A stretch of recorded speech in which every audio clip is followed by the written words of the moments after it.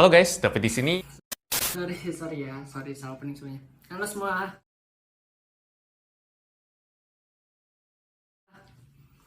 Gimana nih kabar kalian? Aku harap kalian baik-baik saja dan sehat terus. Dan kita tahu pandemi COVID ini masih belum selesai. Dan kita doakan saja semoga pandemi COVID ini cepat berakhir ya, amin.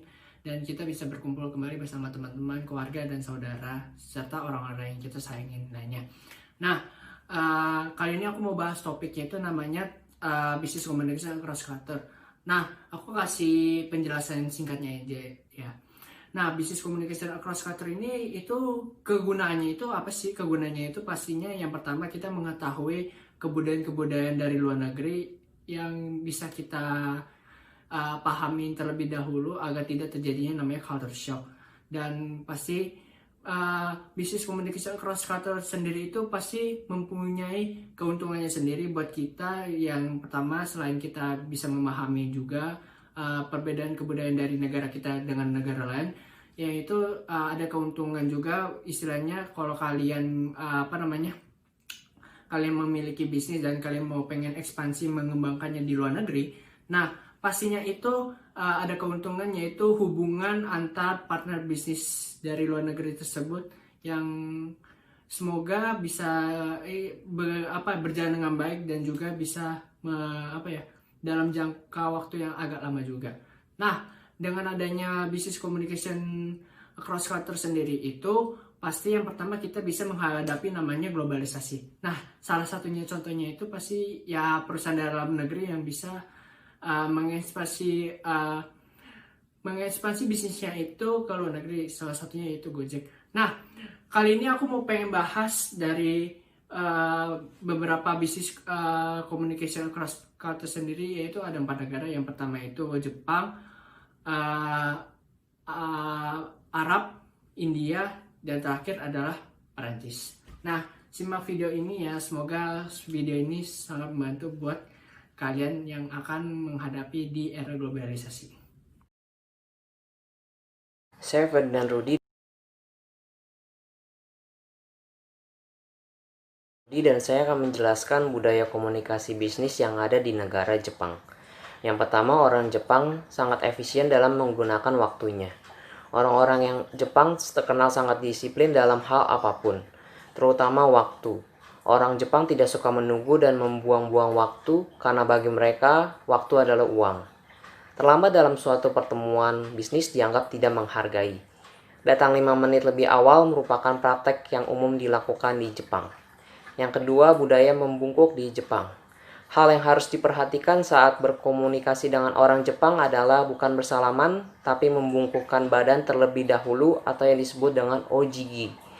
Budaya membungkuk di Jepang adalah bagian dari tradisi orang Jepang yang menunjukkan rasa hormat dan kesopanan. Ojigi juga biasa digunakan dalam berbagai hal seperti bela diri, memberi salam, memberi hormat, meminta maaf, mengucapkan terima kasih, dan lain-lain. Yang ketiga adalah pertukaran kartu nama. Saling tukar kartu nama merupakan kebiasaan yang penting di Jepang. Pembicaraan bisnis selalu diawali dengan pertukaran kartu nama.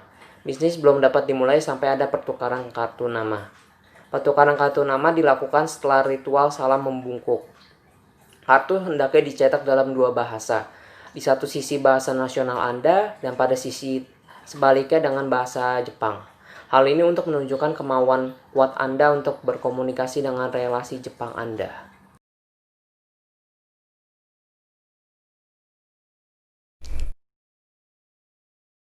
Halo, nama saya Faris. Saya akan menjelaskan bagaimana bisnis komunikasi di negara Arab.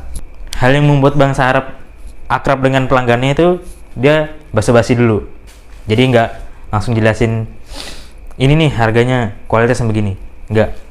Jadi dia ajakin ngobrol dulu santai gitu kan sama pelanggannya. Nanti baru dealnya gimana gitu. Contohnya seperti ini. Hey, this is a good looking watch. Oh, you have a good eyes, friend. Of course, this is one of our best quality in our shop. Maybe you can try it. Okay then, I'll try it.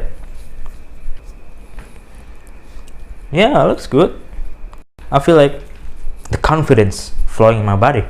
See? What did I say? That looks good on you. Yeah. It looks nice, not bad. But how much does it cost?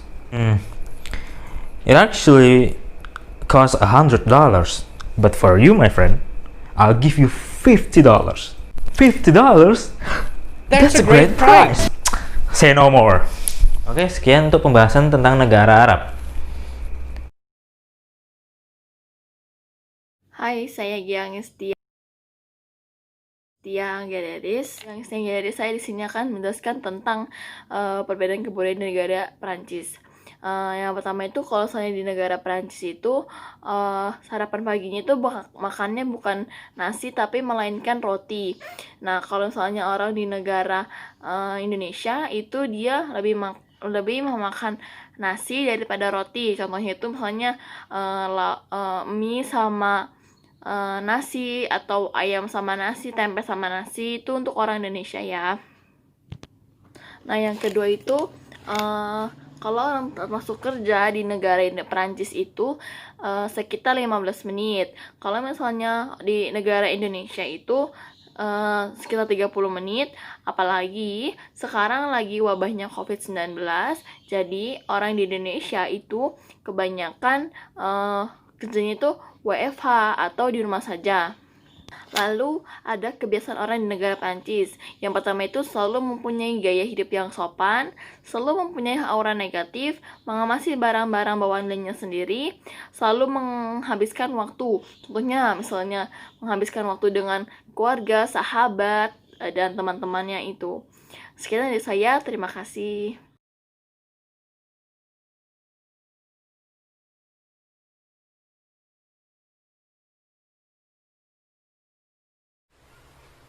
Oke, kita lanjut ke pembahasan berikutnya, yaitu negara India.